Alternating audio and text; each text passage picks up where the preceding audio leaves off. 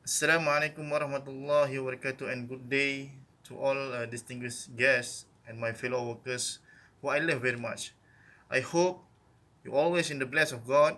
Today, I would like to give a short speech on the journey of our company, which is MZK Consolidated Senambahat for 20 years, 9 years in the new directions in managing effectively the process safety issues in the organization using the risk-based strategy.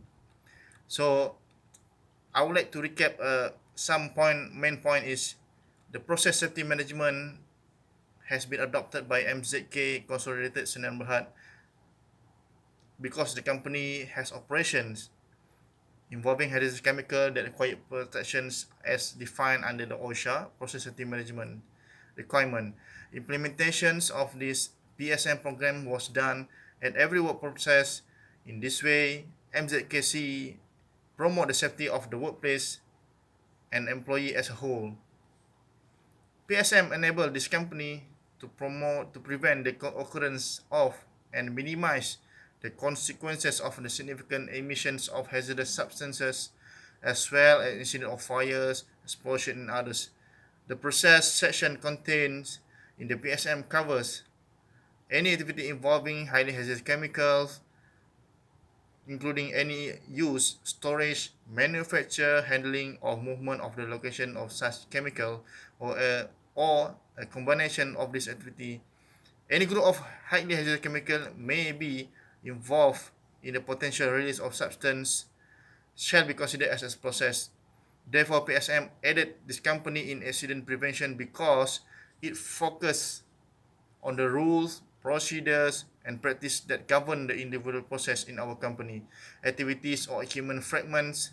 These regulations are detailed and refined as needed. Overall, the PSM prevents fatality due to the accident, injuries, and illnesses and prevent physical damage. So now I'm going to talk about the benefit of our strategic management. First, it was help us to identify our strength, whereby the strategic management purposes is to assist an organization in identifying and leveraging its strength. The principal understand what give the organization to build its own identity and manage the business strategy in order to achieve it all overall strategies objective. Second, it was enable our organization to discover the purpose, meaning to say that every business, as we know that every business has its own purpose and reason and also an objective. So therefore, it gives better insight even to the employees about what their role and how they contribute toward achieving the objective. Third is to uncover the opportunities. Strategy are created for the current operations as well as the future roadmap. That is why strategic management is actually linked to the actions of uncovering opportunities but allow for discussion and brainstorming to acquire the all possible ideas and opportunities. Fourth one is to tracking the effectiveness or defines strategies.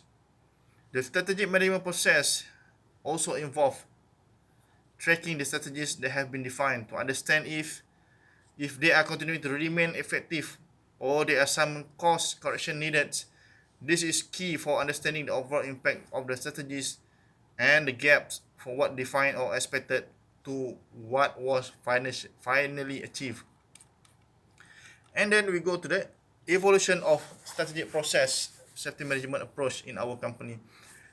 So several strategic techniques for chemical accident loss prevention have emerged for the years in the process industry. At any given times, industries, businesses, and facility will not be at the same place on this spectrum. Indeed, various departments within the facility, different functions within department or the same department functions at different period may opt to execute the numerous methods concurrently. So the evolution is something like this. It started from standard based strategy, then we move to compliant based strategy. Third one is continuous improvement based strategy, and the last one we go to the risk based strategy. So now we are going into depth about what is the risk based strategy process. So R the short term of the risk based is RBPS. approach is founded on the principle that appropriate level of detail in the safety process are predicated on three factors as follows. First, the first one is sufficient understandings of the risk itself associated with the process on which process safety practices are focused on. Second one is the level of demand of the process safe work activities, such as the numbers of the change requests that must be reviewed each month compared to the resources that are available. The third one is process safety culture, whether the process safety practices will be implemented. Now we go to the elements of the RBPS. So in 1985, the American Institute of Chemical Engineers established the Center for Process Safety, CCPS, to research and to distribute the technical knowledge of for the avoidance of significant chemical mishap. CCPS developed risk-based process safety, which is referred to as framework for the next phase of process safety management, which comprise of four main pillars. So the four main pillars is, for the first one is a commitment to the process safety. Second is the understanding of the hazard and risk. The third one is the risk management. The fourth is learning from experience. These pillars are further broken down into the 20 different elements.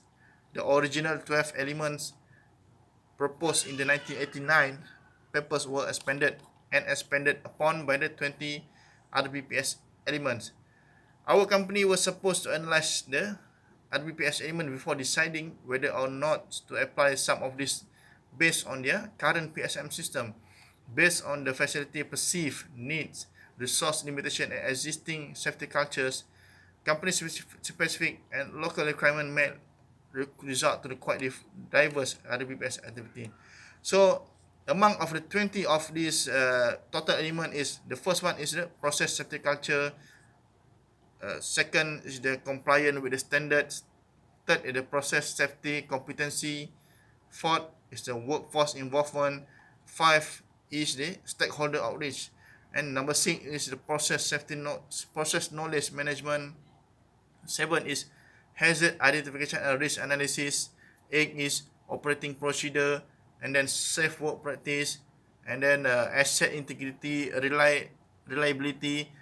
Next is the contractor management, then training and performance assurance, then management of change, then operation readiness, and then the conduct of the operation, and then energy management.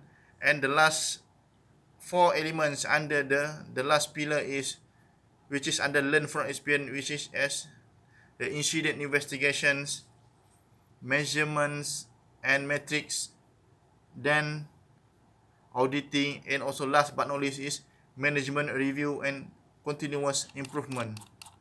So as a conclusion, planning happen every day, from trivial to the every important things. It is possible that things can be done in an impromptu manner without planning to, but it may not be the most prudent things to do, considering there are risks involved and the result may not be satisfactory. So planning is very important, especially for our business. If business run it without goal, framework, and sufficient planning, there is high possibility they will be run into losses and will be exposed to and prepared for risks involved. Strategic management is a process followed by the business to do just that. Through the strategic management, organizations set goals, long-term or short-term, a framework with detailed tasks and plan to achieve this goal, and how to do efficiently and effectively.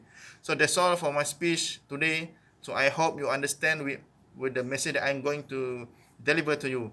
So last but not least, I would like to press my thanks to all of my staff for this for your time consideration. Thank you very much. Assalamualaikum warahmatullahi wabarakatuh.